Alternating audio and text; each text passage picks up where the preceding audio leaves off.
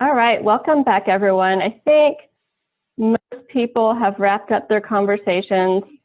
I hope you had a good conversation. I know my group, we just had so much more that we wanted to talk about. It was really interesting to hear what other health centers and other organizations are doing.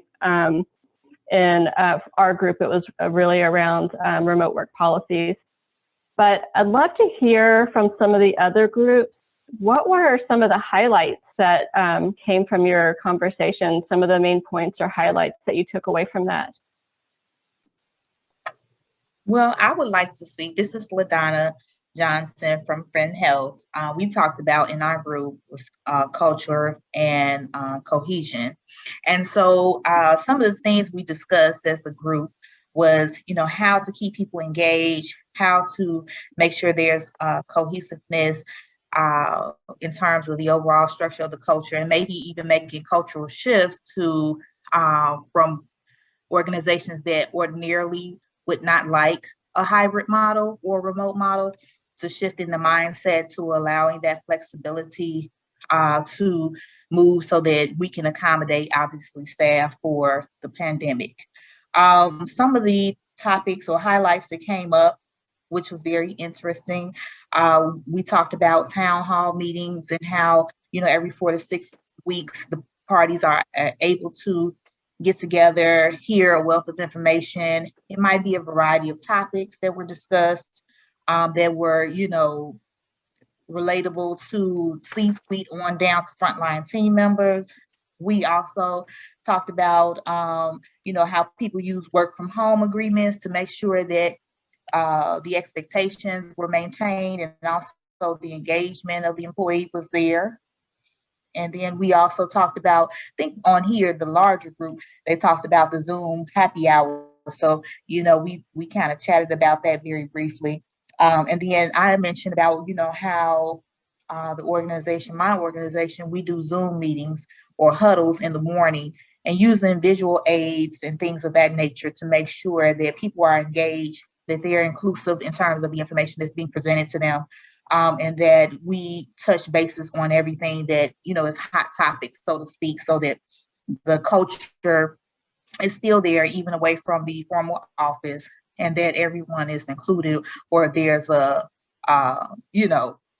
buy-in still, being at home. So I don't know if anybody else wants to piggyback on my group, but I think that's kind of what we covered. We had the same group, so I can piggyback on some of the ideas that we had that were some of the same were as LaDonna's, and then we did talk about, like, this is like been the perfect time to reevaluate cultural missions, reevaluate workforce, reevaluate whether that workforce is serving the needs of that community that you're serving. And then we did talk a lot about going back and what is it going to mean when there's, really a mental health crisis, that there's people who are going to be able to go back in person, people who may have to stay remote, and then what would that do for cohesiveness in an organization? And so those couple of things to think about, prior to how you're going to structure an organization coming back. So we had an excellent breakout group, and I think Rosa for facilitating, but that's, I think, pretty much what we covered too. Great, thank you. What about other groups? Anybody want to volunteer to share what came out of your conversation? Heather?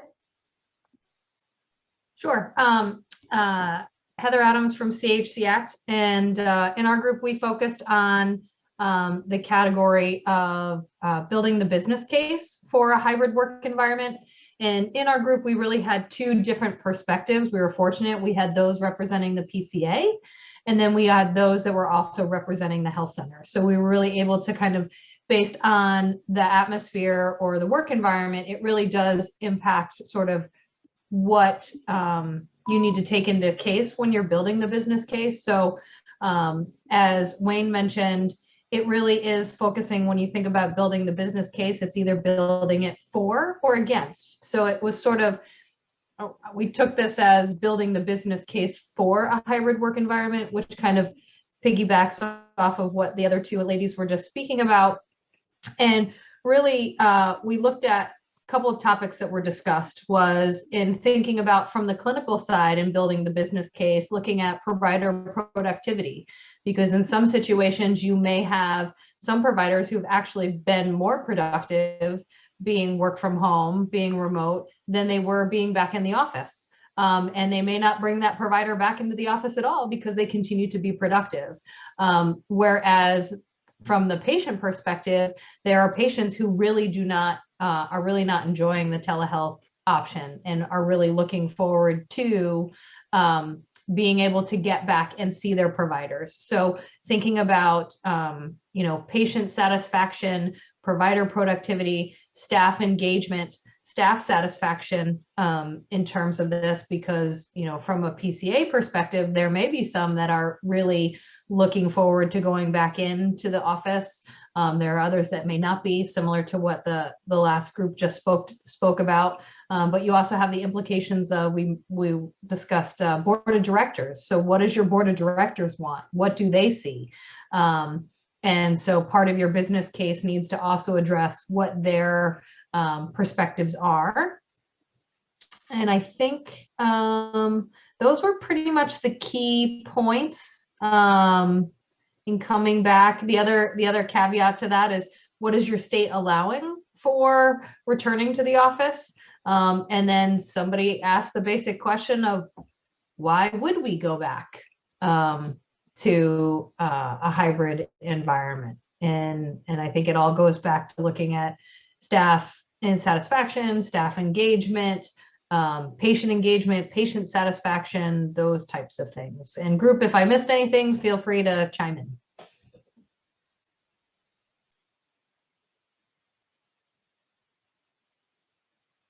Sounds like you did a good job covering all of that. Thank you. And our group, I will just go next and then ask for volunteers, just because a lot of what we talked about really aligns with what you're talking about. So we talked about employment policies.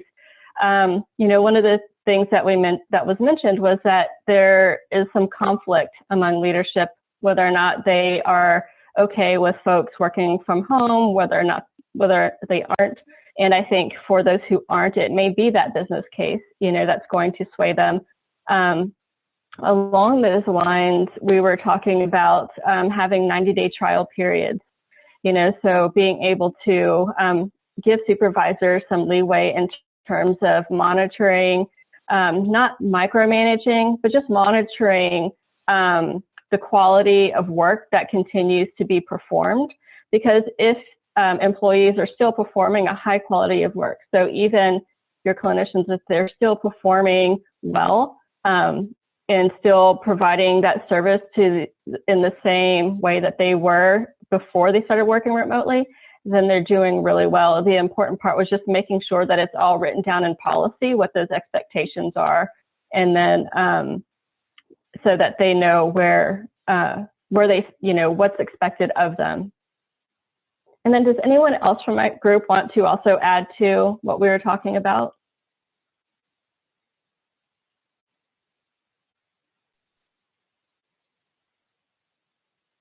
Okay. Karina, well, what about others? What were some? Can I ask you a question? Because the more I listen, yeah, we sent all our corporate home and brought them back 1 day a week, I think in January. We never set our clinics home. If they were doing telehealth, they did it from the clinic. Are we the only ones that didn't send everyone home? Did anyone else have that model? You're not. Okay. We didn't send anyone home either. So I'm sitting here listening and just thinking, were we supposed to? Is this the way we're moving toward? I don't know. So I'm just listening and trying to take it in and digest and analyze, I guess. But no. Okay. Right. I just was wondering. That's a good question. Yeah.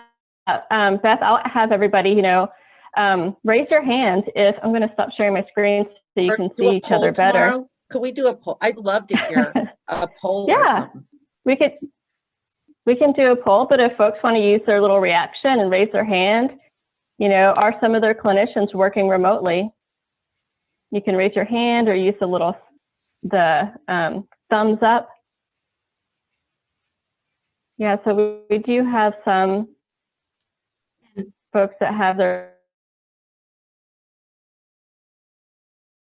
few anybody that raised their hands. So those of you that want to get a sense of how many, you can just pull up your participants and it'll count that for you. Thank you. Good tip. I just did that. What about others? So we'll do a poll tomorrow. Thank you, Rosa. I'll be sure to pull that up first thing in the morning. What about others? Beth, do you want to continue and say a couple more things? Sure. I mean, we had the legal aspects, and I think some of us learned a lot about the tax. I mean, we knew about workman's. I actually called my CFO during the break and asked about some of the things that were brought up. I guess the other thing that I talked about a little bit, we all agreed, we had some employees who came to me when we said corporate, we sent all of our corporate home. And they came to me kind of sheepish and said, I suffer from depression. If I can't get up and go to work every day, it's going to be bad. And we said, of course you can. So I think that was something I never expected anyone to feel. We talked a little bit about HIPAA. You know, we're really good at controlling when we're at the office, but how do you control the other people in there? We did talk a little bit about printing. I think we've learned not to have printers. That was one thing we did not send home. Just a few of us have printers connected. You can't just hook up a printer. And I think we also said, you know, how can we leverage the work from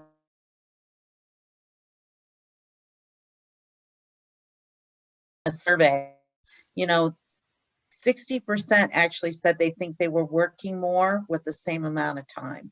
Well, probably a little bit more time. So those are the things I think we've got to try to evaluate. We're going to do at HealthLink, we're going to do, between corporate doesn't know this yet, we're going to announce in the next week that between now and the end of the year, we're going to really do a pilot, a trial to see if this is the model we should have. And then next year, look at, do we have everyone in the clinics work 1 day a week from home? And I think kind of doing that. So those were some things that came up. Great, thank you. Love to have one more volunteer to share some of the conversations from their group. I'm happy to go, only because I wanted to just acknowledge on our breakout, the new staff. A lot of funding has funneled down to your organizations, which has allowed you to hire new staff. And I was lucky enough to have Dawn there as well. And I think, you know, really a lot of the conversation focused around acquiring information, learning about how to communicate said information, maximizing partnerships, you know, and then just keeping your ears to the ground, learning, sharing. And I think really right now, you know, Dawn spoke about planting seeds, about joining our health center world, but also planting seeds and being here is a great first step in acquiring the knowledge you need. Something unique though about what we all do is we're never going to stop acquiring knowledge and information and reading and learning. And so I just want to recognize and thank those new staff who are at the table.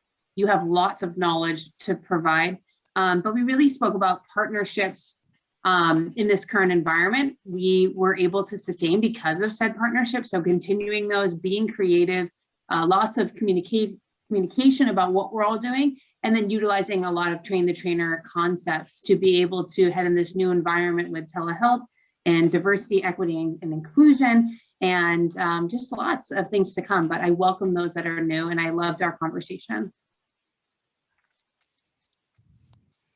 Thank you. I love hearing that. And I think, you know, one word that stood out to me as you were talking is just the word creative.